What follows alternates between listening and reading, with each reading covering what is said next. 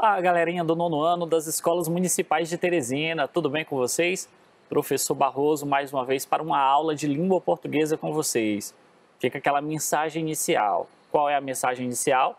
Pegue o seu caderno, pegue o seu lápis, sente-se em um local tranquilo, se isso for possível, anote as informações, anote também as suas dúvidas e depois procure tirá-las com o professor. Bom, qual o conteúdo da nossa aula de hoje? A gente vai ter que ver aí, ou rever, revisar duas habilidades muito importantes para a compreensão de textos, que é a inferência de ideia principal dentro de um texto.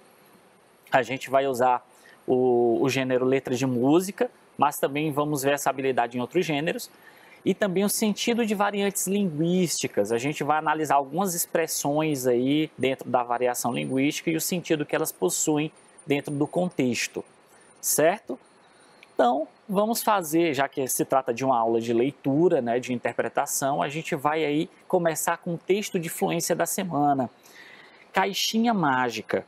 Fabrico uma caixa mágica para guardar o que não cabe em nenhum lugar. A minha sombra em dias de muito sol, o amarelo que sobra do girassol, um suspiro de beija-flor, invisíveis lágrimas de amor. Fabrico a caixa com vento, palavras e desequilíbrio, e para fechá-la com tudo o que leva dentro, basta uma gota de tempo. O que é que você quer esconder na minha caixa? Bom, esse daí então é o texto da Rosiana Murray. Vamos então para uma reflexão inicial com as habilidades aí de leitura. Eu trouxe para vocês aí a letra de música, a letra aí de uma música chamada Cotidiano, uma letra de Chico Buarque. Quero que vocês façam a leitura comigo e a gente vai fazer algumas reflexões sobre essa letra de música. Diz assim, Cotidiano. Todo dia ela faz tudo sempre igual, me sacode às 6 horas da manhã, me sorri um sorriso pontual e me beija com a boca de hortelã. Todo dia ela diz que é para eu me cuidar, e essas coisas que diz toda mulher. Diz que está me esperando para o jantar e me beija com a boca de café. Todo dia eu só penso em poder parar, meio-dia eu só penso em dizer não, depois penso na vida para levar e me calo com a boca de feijão. 6 da manhã, 6 da tarde, como era de se esperar, ela pega e me espera no portão, diz que está muito louca para beijar e me beija com a boca de paixão. Toda noite ela diz que é para eu me afastar, meia-noite ela jura eterno amor. E me aperta para eu quase sufocar e me morde com a boca de pavor. Todo dia ela faz tudo sempre igual, me sacode às 6 horas da manhã, me sorri um sorriso pontual e me beija com a boca de hortelã. Bom, então o que é que você pode perceber aí que eu quero que vocês reflitam? No contexto a gente percebe que se trata, e o próprio título já afirma isso, que é o cotidiano de um casal. Só que aí ele começa durante o poema aí, durante a letra da música, a mostrar as ações da mulher e que aquelas ações elas são repetidas, que acontece sempre, não é? Então fica a reflexão, qual a ideia principal desse texto? Qual a ideia fixa ali, a principal dentro da letra dessa música? Se você perceber, no início de cada estrofe, diz assim, todo dia ela faz tudo sempre igual. Ele coloca como o primeiro verso de cada estrofe, né? Todo dia ela diz que é para fazer isso, todo dia eu penso isso, né? Então, a ideia principal aí, pessoal, é justamente que todo dia ela faz tudo sempre igual. Então, a letra de música, ela gira em torno do assunto que é o cotidiano desse casal, né? Principalmente das ações que a mulher dele faz em relação a ele, certo? Então, a ideia principal do texto é que todo dia ela faz tudo sempre igual. E o que ela faz vão ser chamadas ideias secundárias do texto, não é? Beijar ele com a boca de hortelã, sorrir para ele. Então, tudo que ela faz são as ideias secundárias, porque a ideia principal aí é o que ela sempre faz, certo? É o que todo dia ela sempre faz. Pronto, então fazendo essa reflexão com vocês, eu quero que vocês pensem no seguinte aspecto. Toda vez que eu falar de ideia principal, eu vou estar, aquela situação vai estar relacionada ao tema do texto. A ideia principal tem que estar relacionada ao tema do texto. Então, professor, como é que eu faço para conseguir identificar essa ideia principal dentro do texto? Bom, aqui eu tenho algumas etapas importantes para você seguir. Primeiro, você tem que reler o texto e identificar o tema. Com a identificação do tema, da letra de música, do poema, aí, do romance, de uma crônica, de um conto, quando você identifica o tema, fica mais fácil para você reunir ali as ideias principais que estão sendo contidas dentro do gênero. Então, a primeira coisa é sempre reler o texto e tentar identificar o tema. Um outro passo importante, descubra quais pistas permitem identificar o tema. O tema, ele não vai estar, nem sempre está explícito dentro do texto. Ele não está lá, olha, o tema do texto é esse. Nem sempre, às vezes você tem que inferir esse tema. A gente já viu habilidades nesse sentido. Você tem que identificar, deduzir o tema a partir das informações que estão lá. Mas quais são essas informações que levam ao tema? Elas também são importantes para identificar a ideia principal do texto, ok? Depois, reveja o título do texto. Por que isso é importante? Porque quando se trata de alguns gêneros, principalmente quando se trata de notícia, textos informativos de uma maneira geral, notícia, reportagem, normalmente, não é sempre, tá? Normalmente, o título desses textos informativos dizem para a gente o tema. Então, daí a importância de você ver também o título do texto. Cuidado, quando se trata de letra de música, poemas, isso é um pouco mais complicado. Nem sempre o título corresponde ao assunto, à ideia principal, corresponde ao tema do texto. Cuidado com isso, ok? Mas sempre que possível reveja o tema, o título do texto. Depois, responda, e essa pergunta aqui é uma pergunta para você prender de vez ali a ideia principal do texto. Qual a ideia mais importante que o autor pretende explicar em relação ao tema desse texto? Qual a ideia principal que o autor pretende explicar em relação ao tema desse texto? Respondendo a essa pergunta, você está diante da ideia principal do texto. Ok? Então, essas são etapas importantes que você deve seguir, deve se orientar para conseguir identificar a ideia principal do texto. Perfeito? Pronto! Depois agora eu quero que vocês façam uma nova reflexão. Primeiro a gente vai fazer a leitura aí dessa letra de música, do Luiz Gonzaga, do Humberto Teixeira, não é? E eu quero que vocês pensem um pouquinho sobre a pergunta que está aí. Qual o sentido das variantes que estão presentes na letra dessa música? Vamos fazer a leitura? Diz assim: quando olhei a terra ardendo, qual fogueira de São João? Eu perguntei a Deus do céu, ai, por que tamanha judiação? Que braseiro, que fornaia, nem um pé de plantação. Por farta d'água, perdi meu gado, morreu de sede meu alazão. Até mesmo a asa branca, bateu asas do sertão. Então se eu disse a Deus, Rosinha, guarda contigo meu coração. Hoje longe muitas léguas, numa triste solidão, espero a chuva cair de novo para mim voltar para o meu sertão. Bom, então, através dessa letra aí a gente percebe, primeiro o contexto, né, no qual ela se insere, que o personagem está num período de seca no Nordeste e, enfim, perde todos os animais, não há plantação que resista a essa falta d'água, então ele vai embora, deixa a esposa lá, né, que é a Rosinha, guarda contigo meu coração, então ele tem que partir da terra onde ele está, mas deixa o coração com a esposa. Mas eu quero que vocês se concentrem nas seguintes expressões: fornaia e entonce. Quando ele diz fornaia, primeiro, o que é fornaia? Fornaia é uma variação aí da palavra fornalha, vem de forno, não é? Quando ele diz fornaia, o que é que ele está querendo dizer? Qual o sentido dessa expressão? Se você voltar à letra de música, diz assim: que braseiro, que fornaia, nenhum pé de plantação. Não tem água. Quando ele fala que tem braseiro, que tem fornaia, ele está falando aí que está muito quente, o sol impera naquela região, a seca impera. E o que representa a seca é justamente o sol, não é? O sol ardente, o sol queimante. Então, quando ele fala fornalha aí, ele não está literalmente falando de fornalha, certo? De forno. Está sim falando que há um excesso de calor, não é? Então, fornalha está com a seguinte expressão: muito calor. Tem o sentido de muito calor, certo? Que braseio, que fornalha, ou seja, que calor intenso, não é? Não tem nenhum pé de plantação, não tem nenhuma planta lá, porque não tem condições mínimas de sobrevivência aí de vegetal, de espécie vegetal no sertão com essa fornalha, né? Com esse calor, excesso de calor. E o entonce, quando ele diz assim: entonce eu disse adeus Rosinha. Entonce, ainda muito é utilizado pelo homem rural, né, essa expressão. Quem tem parentes no interior, quem visita o interior sabe que essa expressão ainda é muito utilizada.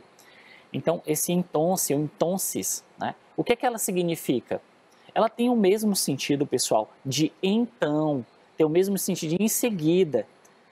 Quando você substitui, por exemplo, então eu disse adeus Rosinha.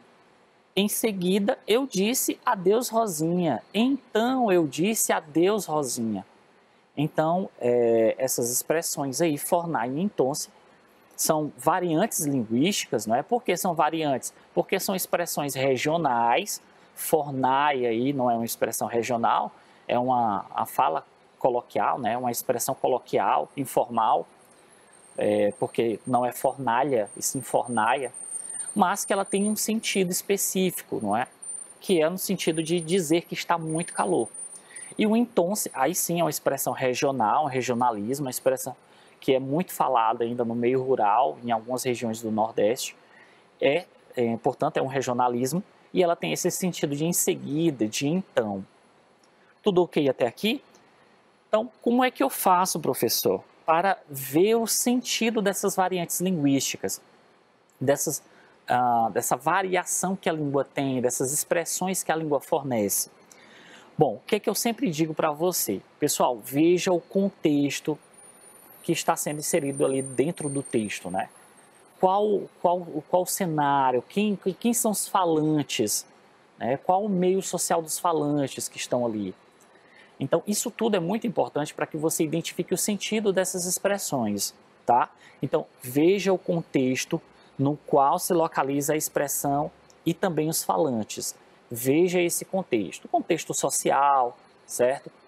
O contexto financeiro também, o contexto cultural é importante, o contexto histórico, porque a língua também varia historicamente falando, né? Socialmente falando.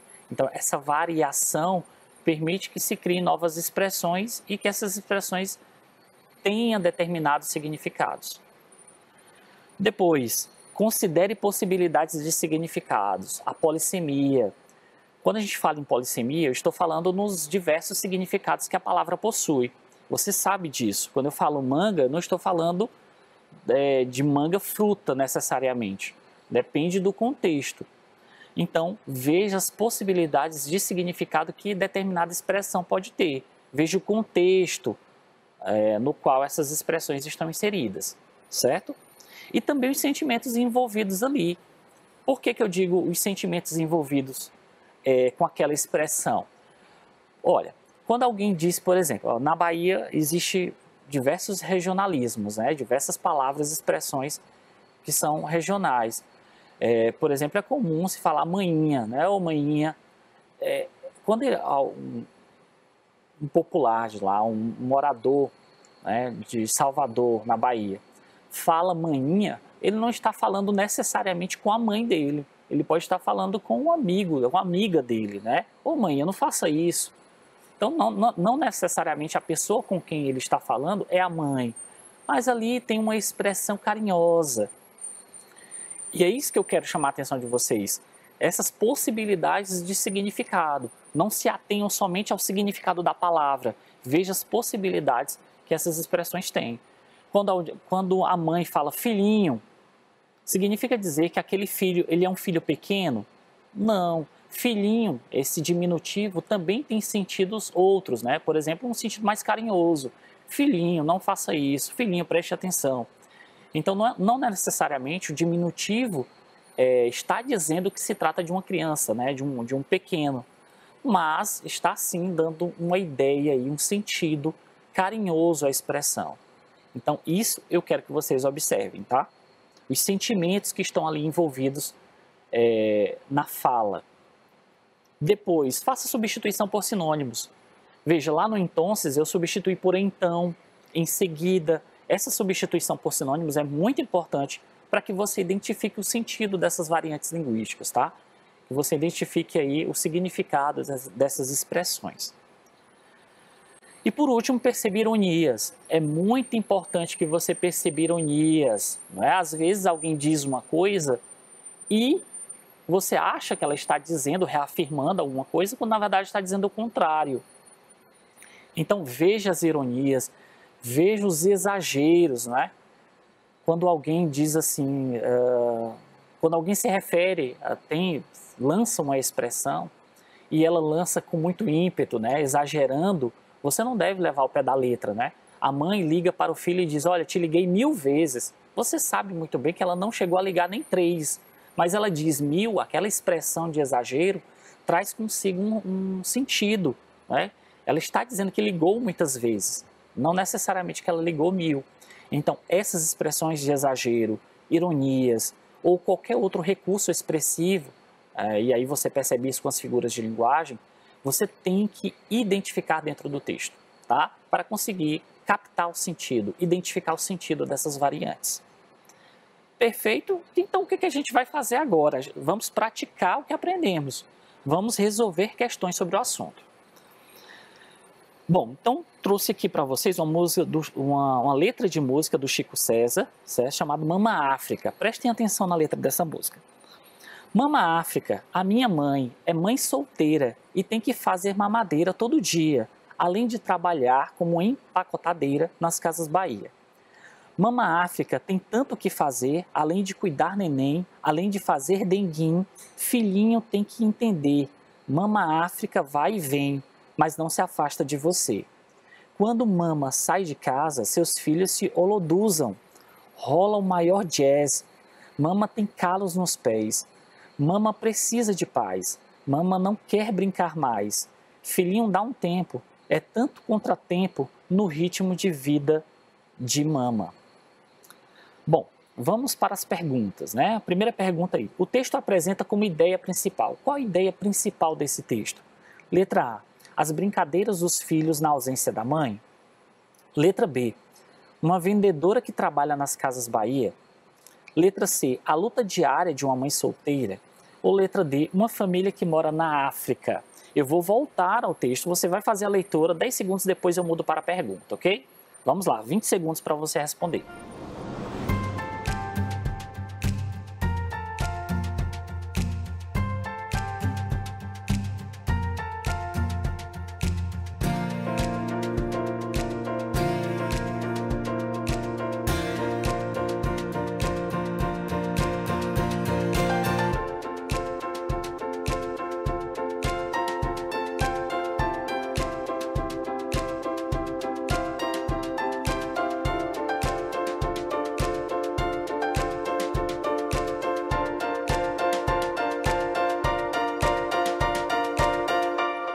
Pronto? Então vamos lá. O texto apresenta como ideia principal a brincadeira dos filhos na ausência da mãe? Não, não é sobre a brincadeira dos filhos na ausência da mãe. Pelo contrário, quando ele diz Mama África, minha mãe é mãe solteira e tem que fazer mamadeira todos os dias, além de trabalhar, né, como empacotadeira nas Casas Bahia. Quando ele fala isso, ele quer dizer o seguinte, olha, a mãe que está ali tem que cuidar dos filhos e ao mesmo tempo trabalhar. Então essa rotina é muito pesada para a minha mãe. Então, não se trata aí a ideia principal das brincadeiras dos filhos. Letra B, uma vendedora que trabalha nas Casas Bahia não é simplesmente uma vendedora, porque quem está falando aí, né, o eu lírico, é o filho. Então, não é necessariamente, o foco não é na profissão da mãe, não é? Mas sim também na rotina que se tem em casa com os filhos. Letra C, a luta diária de uma mãe solteira? Exatamente, né? Exatamente essa a resposta, é a letra C. É a luta diária da mãe, cuidar dos filhos e ao mesmo tempo ter que ir trabalhar, e ela sendo mãe solteira. Uma família que mora na África? Não, não é isso. Então a letra correta, então, É a letra C. Ok? Espero que você tenha acertado. Vamos para a segunda questão ainda sobre aquele mesmo texto. A expressão fazer denguinho tem sentido de quê? Letra A, tem um sentido desacolhedor? Tem um sentido frustrante? Tem um sentido carinhoso ou tem um sentido maldoso? Esse fazer denguinho. Eu vou voltar ao texto, 10 segundos, depois você volta para a pergunta e tenta responder. 20 segundos.